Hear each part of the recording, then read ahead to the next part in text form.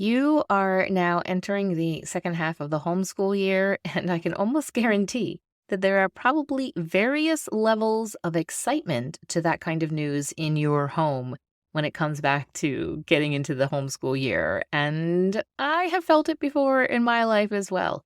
Maybe it's you that's not super excited, or maybe you are excited and the kids are vice versa. But there's probably just different levels as we get back into the homeschool year, and that's okay. It's completely normal. Now, if you missed my last podcast episode where we were talking about chores and getting the housework done, you did hear me mention, I just want to put a bug in your ear and remind you that the Tidy Home course is currently on sale, but this sale ends tomorrow evening, January 5th at 11:59 p.m. Eastern Standard Time. If you want to get $30 off of the program, you need to enter the coupon code CLEANHOME before that time, and you can head to littlebylittlehomeschool.com/tidyhome for all the information and to get enrolled today. If you're like, I'm not quite sure what she's talking about, listen to this episode and then be sure to go back and listen to the episode before this one and also to check out that link, get you all the information. But today, let's talk about all that you as the homeschool mom needs to get back on track with your homeschool after that wonderful holiday break that you have had. Welcome to the Little by Little Homeschool podcast, where you can get out of survival mode, feel confident in your homeschool decisions, and gain peace in your heart and home. I know that when we plant our feet firmly in this season of life and embrace our homeschooling, motherhood, and homemaking, we will thrive. I truly believe that we can do this from a place of peace and joy, all while growing a ton of contentment. And while we're at it, Mama, let's deepen those relationships with our children and love these years we get to pour into them. If you're ready to create beauty, seek simplicity, and live intentionally, homeschool mama, then close up that lesson book, let the kids go play, and let's have an authentic conversation. I really hope that you had a really wonderful Christmas break and just had a good time off from your homeschool. Whether that break was a week or a couple weeks, or maybe you're a family that takes the entire month of December off. No matter what that is, no matter even if you started back to your homeschool already, or you are looking at starting here soon, or maybe you're going to wait a couple more weeks. That's the beauty and the amazing thing about homeschool. None of those is more right or wrong than any of the others. You just have to do what is going to be best for your family right now this year. But you are ready. We're talking today about being ready to get back into the swing of homeschool. But let's ditch all of the things that didn't go well before break. And when I said that, there were instantly some things that you thought of. You're also thinking to yourself, okay, math didn't go great, so does that mean we get to drop the math because my fifth grader would really, really like that? Not necessarily. In that instance, I would highly suggest taking a look at what is not going well with the math. Is it the entire program needs to be scrapped and you need to use a different resource? Or maybe you are requiring them to do 30 problems every single day and it's just the same stuff over and over and over again, like it is with math, and that is an okay thing. Maybe that means you scale back and they only have to do 15 problems. Or maybe it's just the way, the style of the teaching, whatever the problem is, and that's a great thing about homeschool, and that's something also that can be a challenge, is that there's a lot of problem solving that goes into it. But let's start back now with this part of the homeschool year and let's ditch the things that weren't going well, the things that were causing tears and frustration, and or let's adjust and pivot those things. So I've got a couple of really key points I want to make for you to focus on as you start back after this holiday break. For me, I have always loved coming back after the holiday break, and I know that it's the winter time and it's darker and it's gloomier. Maybe it's not really a great time for setting up goals and to starting things feeling like you're starting fresh off.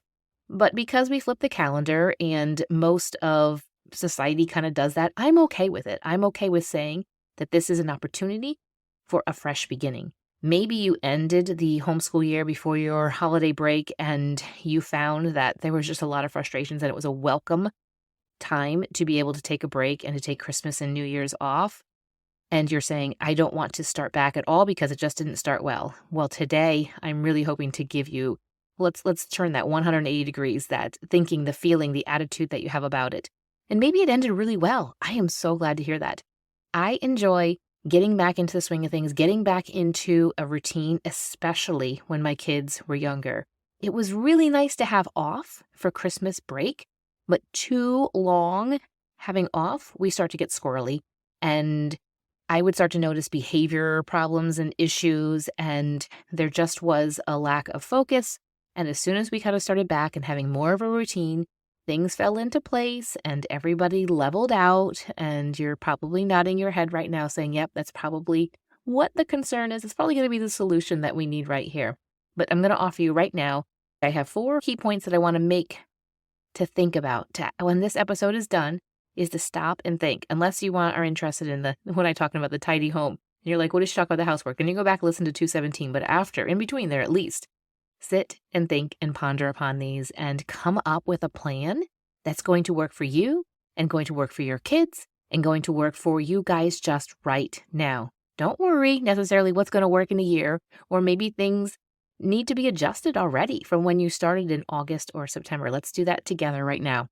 The very top, like tippy top point that I want to make with you here is this one. Number 1 is to revisit your why and your vision statement.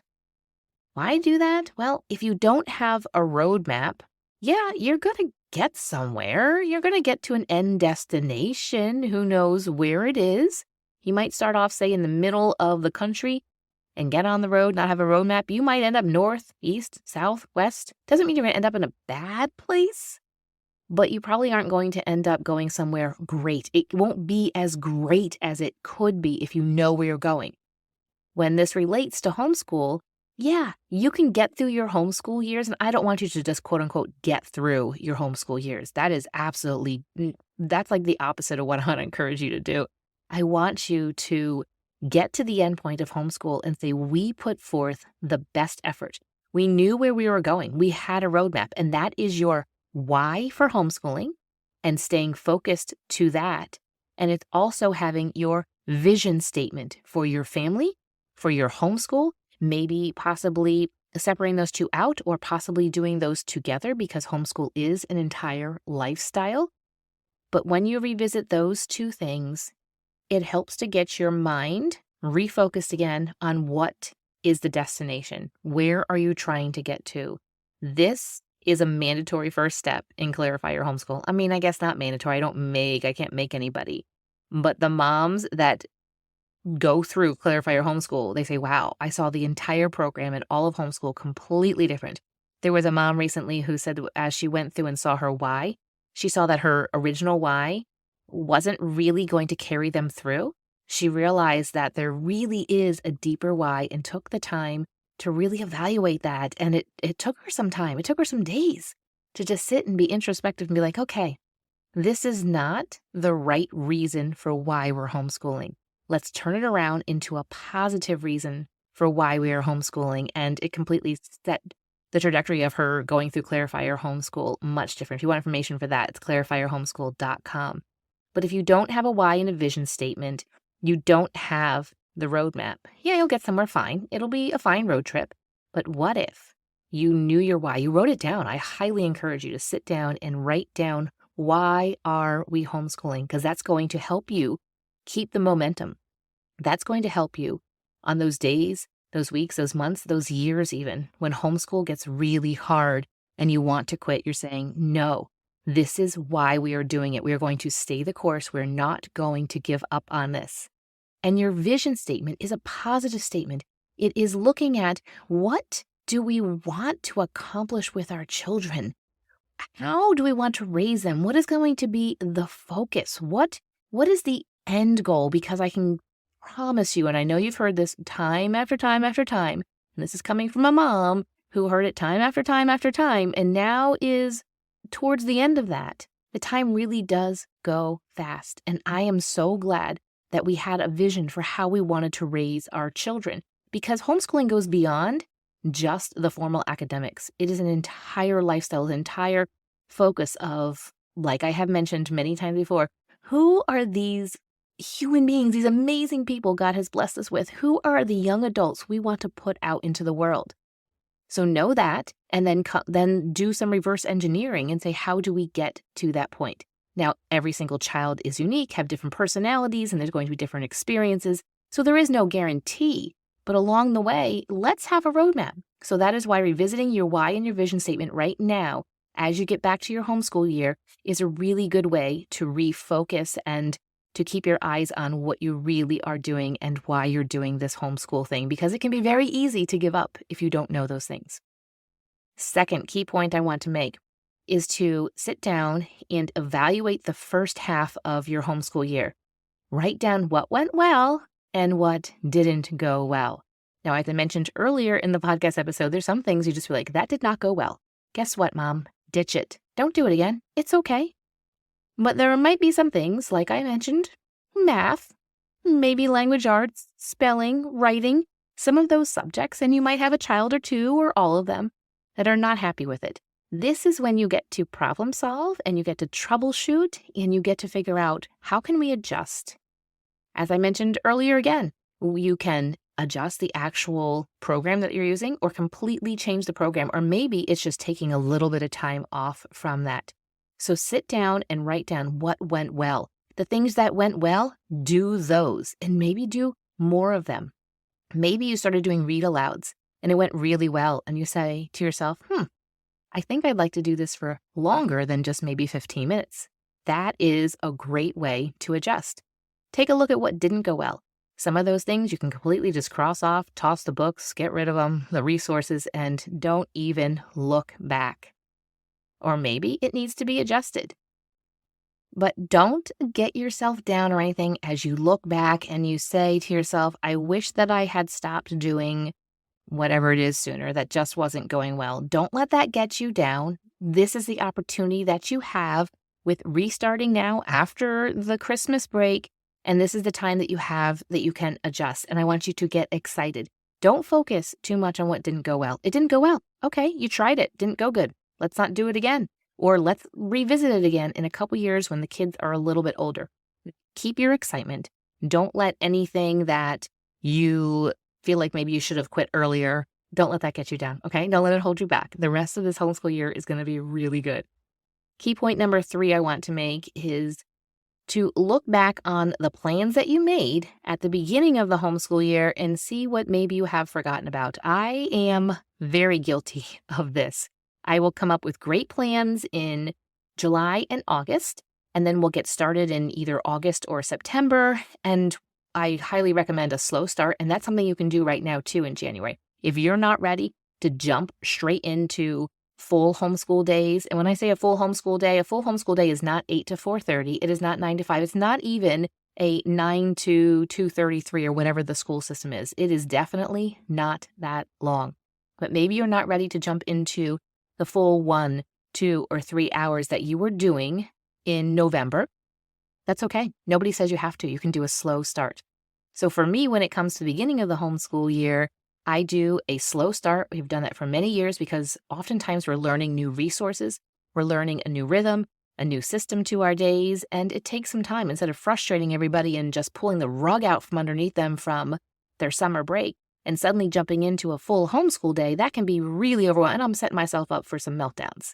So I do a slow start, and you can do that right now as well. But what often happens with that slow start is I have these great plans. I'm like, okay, we will start doing this in October or November. And then I get to January and I realize, oh, I didn't start doing that like I was planning to. Or maybe I had it in my plans and I wasn't going to start it again or start it from the very beginning until January or February. It was something that we were going to do for the second half of the homeschool year. And those can be really easy to forget about.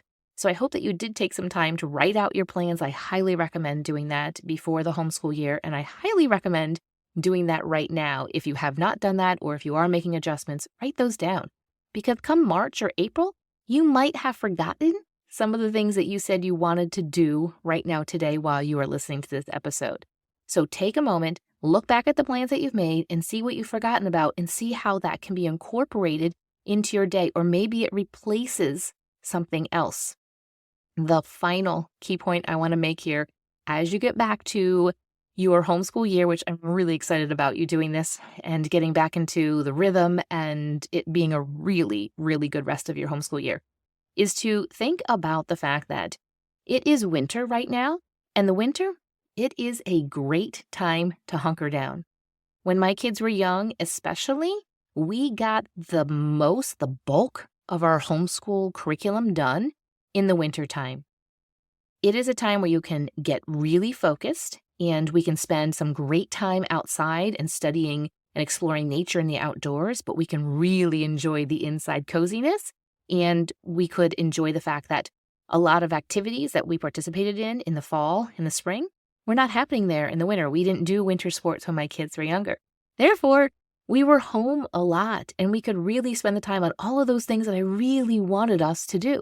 Sometimes I will be honest and tell you I was a little bit extra and we probably did too much, but we'll just say at this point, it helped my kids to build some character. That's what we like to say in my family when they try to bring up stories like, I know, but it built your character. And like, yeah, okay, mom. But get really focused this winter.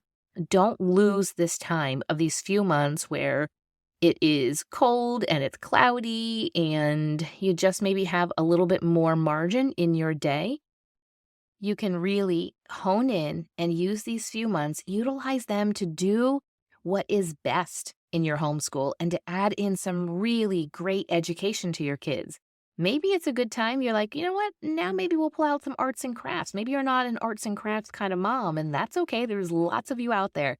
Maybe this is a time where you set up an art center or something in the corner of a basement or a living room or somewhere, and you just set up a table and let them just have at it, whether it's coloring and it's glue and it's whatever, and you set up maybe some tablecloths and you put some stuff on the floor so when the things fall, you don't get upset.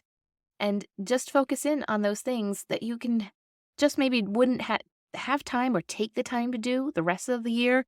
You can really do it over the winter time and focus in on some really great education for them. Maybe you guys step out of the box and learn some new things that you've not learned before. Maybe you go and do more field trips, more indoor field trips, head to museums and art galleries. And this is the time where you really just soak in the ability to have the freedom that you have when it comes to homeschool, and you get to create this homeschool. It is so exciting. And those of you who are saying it is not exciting, it is scary, I want to see you over at Clarify Your Homeschool. I would be overjoyed to be able to walk you through that.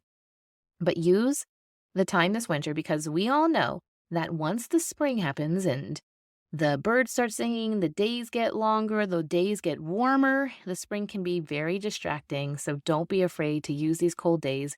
Don't ignore the great outdoors. It's a great time to be able to explore and for kids to be able to see the different seasons, but enjoy the coziness and hopefully maybe a little bit margin in your winter. Unless your kids participate in winter sports, this might be like the height of everything. And maybe you take this and you take this information and it applies more so to your spring and to your fall. Before we close out, I just want to say that I am just so thrilled that you are here and that you are homeschooling and that you are looking to get set back up with your homeschool year and start off on the right foot. Maybe it ended on the wrong foot, or maybe it did end up in the right foot and you want to keep it on the right foot. I highly encourage you to go back through these couple of points I made. So just a quick review. Number 1 is to revisit your why and vision statement. Number 2 is to evaluate what went well and what didn't go well the first half of the homeschool year. 3 is to look back on the plans that you made before the homeschool year and figure out what you are missing. Maybe some of those things need to be ditched, but what you would like to add in. And 4th is to use this time during the winter to hunker down and to add some really great educational opportunities for your kids. This is going to be my one final last call here on the podcast for you to be able to join the Tidy Home with the discount. Now, the Tidy Home will continue to stay open and be available to you. But if you would like the $30 off discount, you can use coupon code CLEANHOME at littlebylittlehomeschool.com/tidyhome. And you can use that code to get $30 off between now and basically through tomorrow. Tomorrow evening, right before midnight on January 5th, the sale will end. And I would love to be able to see you get over there on that sale price. If you are wondering what is a tidy home, it is an opportunity for you to be able to create a chore system for your family that works specifically for your family in this exact season of life that you find yourself. And it is one that can be adjusted as your kids get older, and I talk a lot about that as well. So littlebylittlehomeschool.com/tidyhome and use coupon code CLEANHOME. Friend, I'm excited for this new year. It is a great time for new beginnings, even though it's cold and we kind of just want to bundle up a bit. But I just wish you a blessed day, and I'll see you back here on the podcast after the weekend. If this podcast has encouraged you, the number one way you can thank me is to leave a written review on Apple Podcasts. I love to hear how this show has impacted you, so if you could hop over and do that, I'd be so grateful. While you're at it, take a screenshot of this episode and share it with your friends to encourage them. You can also find me over on Instagram at Little by Little Homeschool. Until next time, have a beautiful day, Mama.